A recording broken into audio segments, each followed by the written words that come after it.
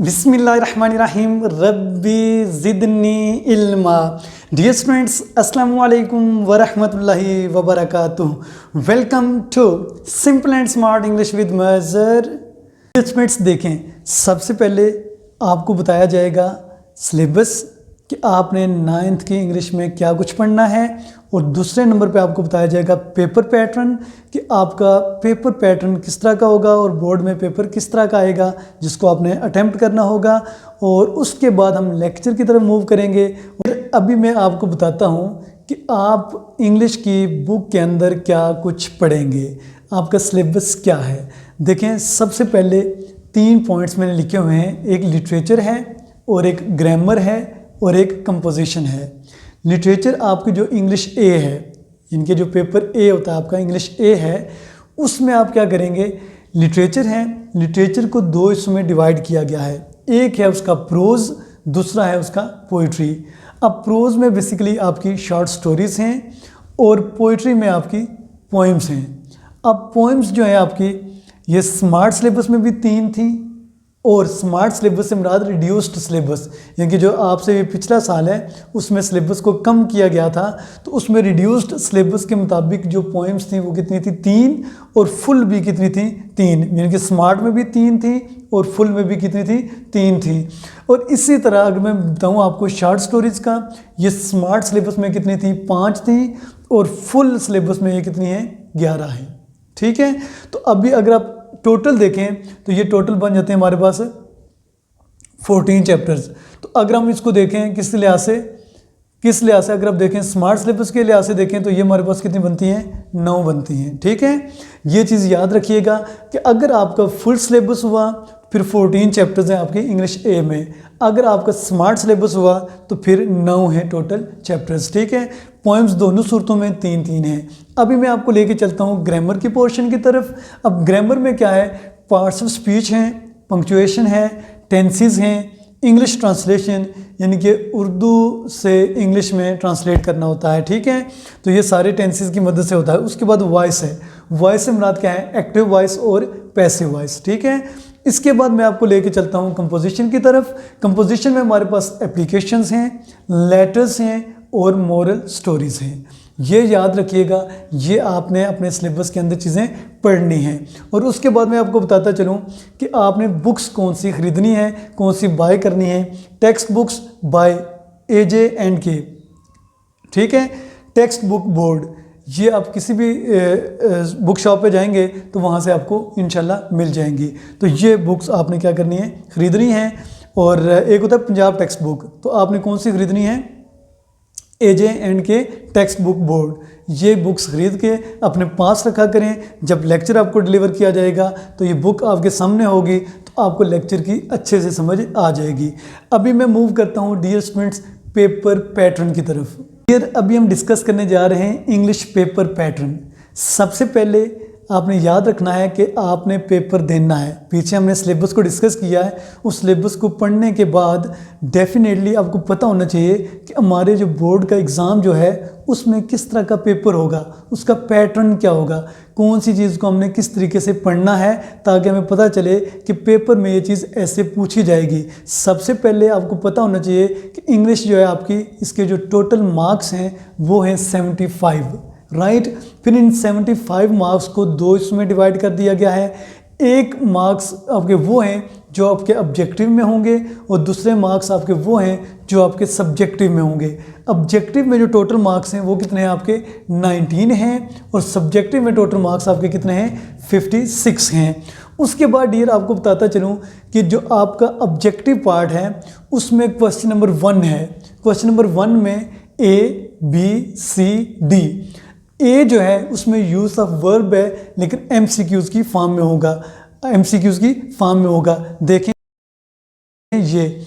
उसके बाद दूसरा जो क्वेश्चन 1 का B पार्ट है उसमें चूज़ द करेक्ट स्पेलिंग्स, इनके स्पेलिंग्स दिए गए होंगे, वहाँ पे एक वर्ड होगा, उसके इनके 4 स्पेलिंग्स दिए गए होंगे, उनमें से एक ठीक होगा, 4 होंगे, तो वो भी आप देखें ये। उसके बाद आगे देखें करेक्ट मीनिंग और सिनोनिम्स, यानी कि क्वेश्चन नंबर 1 उसकी जो यूज़ या पार्ट जो C है उस वो कितने हैं, 5 वर्ड्स होंगे, सेंटेंस दिया गया होगा, सेंटेंस के अंदर कुछ एक वर्ड अंडरलाइंड होगा, उसके आगे 4 ऑप्शंस दिए गए होंगे, उनमें से एक का इंतखाब करना है आपने। तो वो बेसिकली कितने होंगे, 5 सेंटेंसेस होंगे। इसका मतलब है कि उनके अंदर 5 वर्ड्स होंगे, आगे जो 4 ऑप्शंस दिए गए होंगे उनमें से एक करेक्ट ऑप्शन होगा, उसको आपने चूज़ करना होगा। वो कितने होंगे, 5। तो ये हमारे पास कितने होंगे, 5 नंबर के। वो भी देखें ये।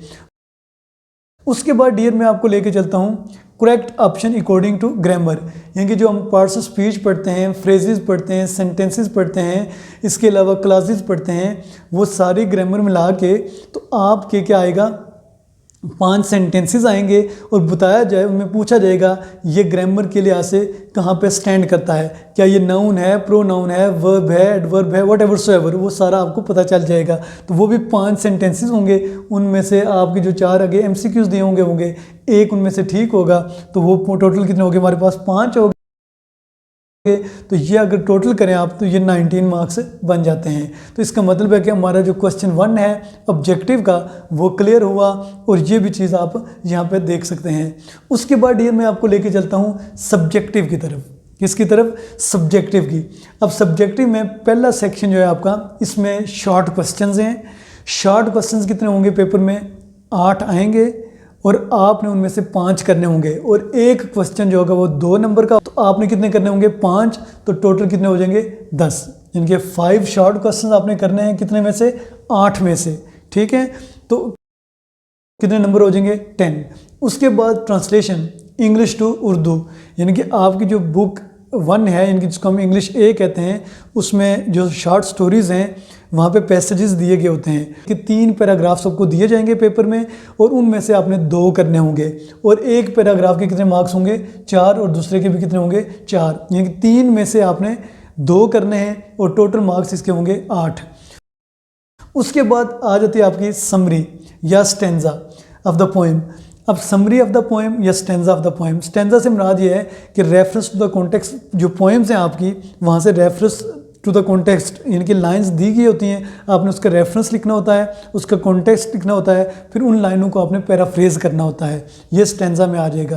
तो आप ये करें या फिर ये करें, दोनों में आपकी चॉइस होगी। एक करना होगा, या समरी लिखें उस पोएम की, या फिर उसका स्टेंजा लिखें। ये कितने नंबर का होगा, 5 नंबर का। उसके बाद use the words in sentences. अब कुछ वर्ड्स होंगे, वो इडियम्स की सूरत में भी हो सकते हैं, फ्रेज की सूरत में भी हो सकते हैं, सिंपल वर्ड्स भी हो सकते हैं। उनको आपने सेंटेंसेस में क्या करना है, इस्तेमाल करना है। इनके वर्ड्स हैं, उनके आगे आपने सेंटेंसेस बनाने हैं। अभी देखें हमारा क्वेश्चन नंबर कौन सा है, 6। क्वेश्चन नंबर 6 में लेटर या फिर एप्लीकेशन। अब लेटर या एप्लीकेशन, इनमें चॉइस होगी। आप या तो लेटर लिखो, अगर लेटर आपको नहीं आता तो फिर आप क्या लिखो, एप्लीकेशन लिखो। तो दोनों में से एक चीज़ करनी है आपने, तो वो कितने नंबर की है, 8 नंबर की। ठीक है, उसके बाद आगे जंप करता हूँ क्वेश्चन नंबर 7 की तरफ, मॉरल स्टोरीज। अब मॉरल स्टोरीज जो है बेसिकली वो एक ही आएगी और उसी को करना होगा। पहले बेसिकली ये होता था कि लेटर, एप्लीकेशन और मॉरल स्टोरीज में चॉइस होती थी। इन तीनों में से आप एक करते थे, क्योंकि दूसरी तरफ से एक कंप्रीहेंशन पैसेज होता था, एक पैराग्राफ दिया गया होता था, नीचे उसके क्वेश्चंस दिए गए होते थे, उसको करना होता था। अभी उसको ख़त्म कर दिया गया है। अब ये जो मॉरल स्टोरी वाला क्वेश्चन है, इसको कंपल्सरी कर दिया गया है, तो ये 10 नंबर की आएगी। ठीक है, उसके बाद आ जाएगा आपका question number 8, translate any 5 sentences into English.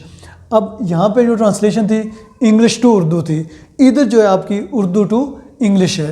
अब उर्दू टू इंग्लिश से मुराद क्या है कि टोटल 9 सेंटेंसेस दिए गए होंगे, और उनमें से आपने उन 9 सेंटेंसेस में से 5 आपने करने हैं, और एक सेंटेंस एक नंबर रखेगा, यानी कि उसका एक नंबर होगा।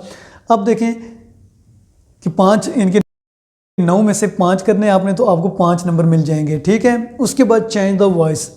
चेंज द वॉइस से मुराद क्या है कि अगर सेंटेंस एक्टिव में है उसको पैसिव में, अगर पैसिव में उसको एक्टिव में बदलना होगा, तो ये 5 दिए गए होंगे और आपने 5 ही करने होंगे। तो ये टोटल कितने नंबर के हैं, 5 नंबर के। एक सेंटेंस एक नंबर का। ठीक है, तो ये हमारे पास कितने नंबर हो गए, 56, जिनके सब्जेक्टिव में हमारे पास 56 और ऑब्जेक्टिव में हमारे पास कितने आ गए, 19। तो ये टोटल आपके कितने बन गए, 75।